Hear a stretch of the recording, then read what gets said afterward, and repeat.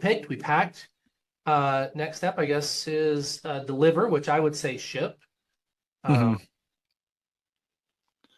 so Yeah. this is everything that's in delivery. All right.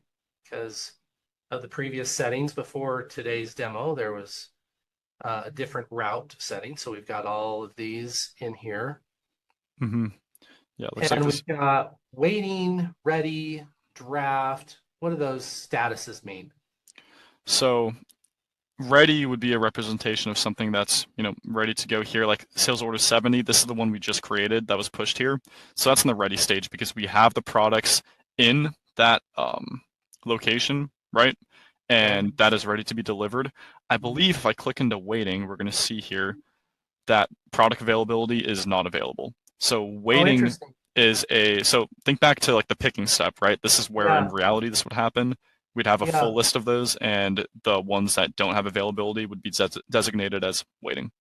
I got to wrap my head around that for a minute. That's kind of weird, but because I think I work with companies that are more involved in picking, right? Hmm. And so yeah, this route that was previously chosen before today's demo is kind of weird to think, well, how is it in the delivery area or the shipping area if is Hmm. no quantity? Yeah, that's kind of my mindset, what Yeah. I'm thinking. But I guess for companies that have like a warehouse that's less than 1,000 square feet and they're only doing a couple million a year, then yeah, there is no picking, right? Hmm. There is no location tracking. It's just shipping. And so would completely make sense if if you're a smaller company, which I would say like an entrepreneur, Hmm. few employees, maybe a million, 2 or 3 a year, 1,000, 2,000 square foot warehouse, um,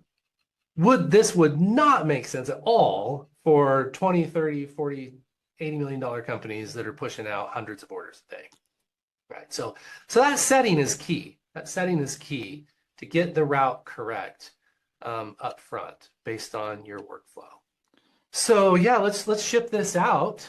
And then I think I'd like to talk about reports a little bit after we get this shipped out. Custom reports and printouts and labels and templates and all that. Hmm. Yeah, that makes sense. So I'll go ahead and press validate. However, there's a caveat, and I'll get into that in a second. So let me press validate.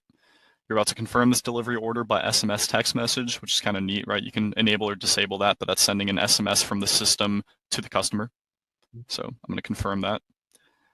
And that's just an example of automation too, right? So if you wanted to, you could send an email to the customer when their delivery order is completed, right? Um, and we can see here, we're glad to inform your order number has been shipped, and this has gone from ready to done status. We can see the packages, the traceability, the moves, but there is now no longer a next step, right? Because that's the final step. We've delivered it. We've successfully taken this out of our inventory. So we've taken it from WH output and sent it out of inventory. So we no longer have this in stock.